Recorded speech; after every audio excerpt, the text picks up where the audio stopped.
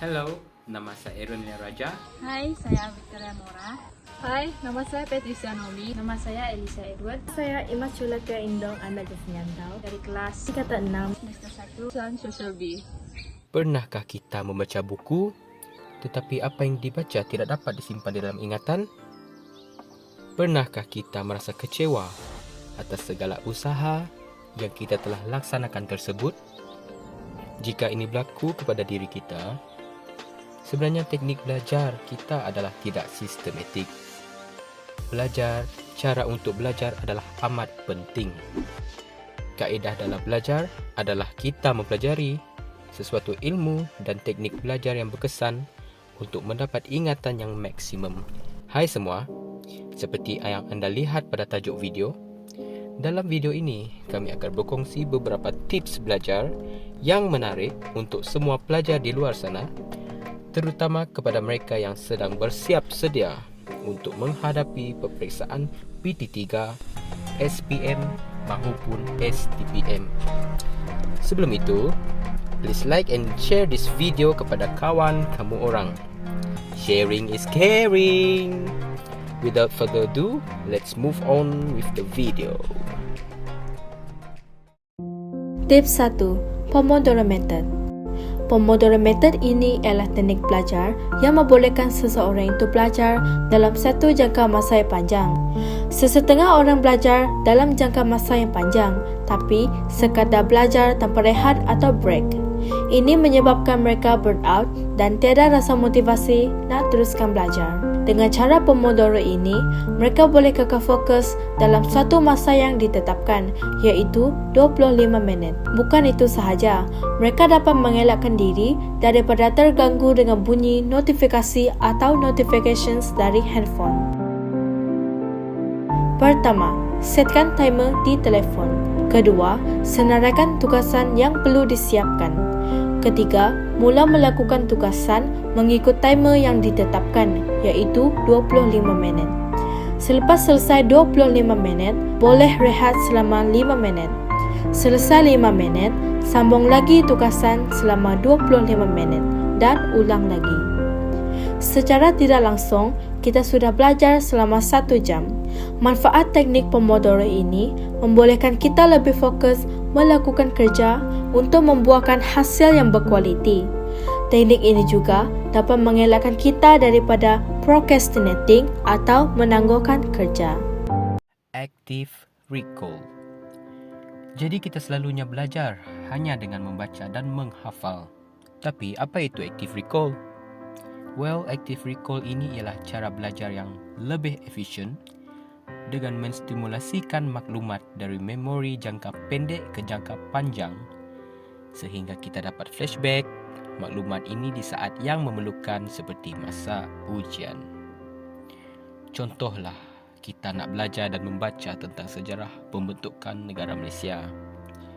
Sambil kita baca petikan atau jalan cerita sejarah tu, secara tidak langsung kita mempertanyakan kenapa Suruhanjaya Lord Kobold ditubuhkan? Atau apakah maksud perlembagaan persekutuan?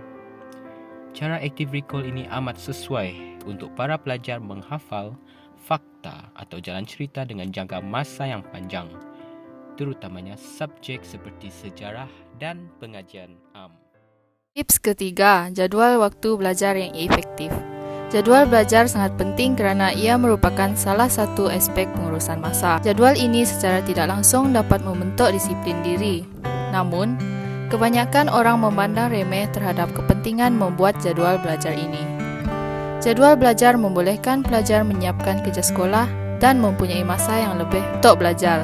Pelajar perlu membezakan dua perkara, iaitu belajar di mana mereka perlu mempelajari mata pelajaran agar mengukuhkan pemahaman sendiri atau recap, manakala kerja sekolah di mana mereka mesti menyiapkan kerja sekolah atau latihan yang diberikan oleh guru untuk disemak pada keesokan harinya. Pembahagian tersebut berdasarkan kepentingan mata pelajaran dan juga kelemahan setiap calon. Jadi, jumlah masa belajar untuk setiap mata pelajaran berbeza-beza. Langkah pertama dalam membuat jadual belajar ialah tetapkan masa belajar. Contohnya,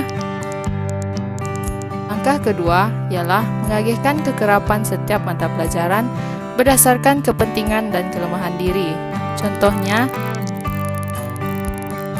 langkah ketiga ialah menyediakan jadual yang menggabungkan masa belajar dan agihan mata pelajaran. Oleh kerana masa yang digunakan untuk belajar berbeza mengikut hari, maka jadual belajar perlu dibuat berasingan, iaitu setiap hari. Masa untuk tidur malam yang sebaik-baiknya ialah antara pukul 11.30 malam hingga pukul 6 pagi. Masa belajar 1 jam 30 minit hanya contoh sahaja. Ia boleh dikurangkan kepada 40 minit atau 75 minit. Pematuhan kepada jadual tidak semestinya 100%, kerana pelajar mungkin terpanggil untuk sesuatu tugasan tertentu sama ada yang diperlukan oleh sekolah atau keluarga. Tips keempat, study group. Teknik belajar berkumpulan adalah antara teknik belajar yang begitu popular di kalangan pelajar. Apabila ditanya kepada kita, apakah kita tahu tentang teknik belajar secara berkumpulan? Ramai antara kita yang akan mengatakan mereka tahu tentang apakah yang dimaksudkan dengan belajar berkumpulan. Tetapi sejauh manakah pengetahuan serta pemahaman kita dalam aspek ini? Apabila ditanya tentang belajar berkumpulan ini, ramai mengatakan bahawa ia hanya sekadar dilaksanakan bersama kawan-kawan. Belajar berkumpulan harus dihalusi teliti. Ini kerana ada segelintir yang mengatakan bahawa belajar berkumpulan hanya membuang masa sahaja. Apabila keluar dari sesi belajar secara berkumpulan, tidak banyak manfaat yang diperolehi. Ini merupakan tanggapan yang salah. Belajar secara berkumpulan boleh dalam bentuk yang formal seperti membentuk dalam kumpulan tertentu, study circle, dengan maklumat yang sama. Belajar secara berkumpulan sebenarnya lebih berkesan berbanding dengan belajar bersendirian. Ini kerana dalam belajar secara berkumpulan, idea atau pemikiran dapat dikongsi bersama. Misalnya perlu mengemukakan pandangan secara teratur, bersedia untuk menerima pendapat yang berbeza dan memahami idea atau pandangan rakan yang lain. Peranan belajar berkumpulan. Agihkan setiap ahli dengan satu tajuk. Setiap ahli perlu diberi tanggungjawab. Jika kita menjadi ahli dalam kumpulan tersebut, kita mesti mempunyai satu tanggungjawab yang mesti dipegang. Ini membolehkan kita mengambil berat dan merasakan bahawa kita mempunyai peranan di dalam kumpulan. Ahli mesti sehaluan. Ahli yang dipilih dalam kumpulan mesti mempunyai matlamat yang sama, iaitu cemerlang dalam pelajaran. Kita tidak mahu ahli yang ada di dalam kumpulan untuk mencukupkan bilangan sahaja. Ahli mesti mempunyai matlamat yang jelas dan bukan hanya kerana ia sahabat karib kita. Hal ini dikhuatiri jika ahli seumpama ini ada, ia akan menyebabkan kumpulan kita tidak akan mencapai matlamatnya.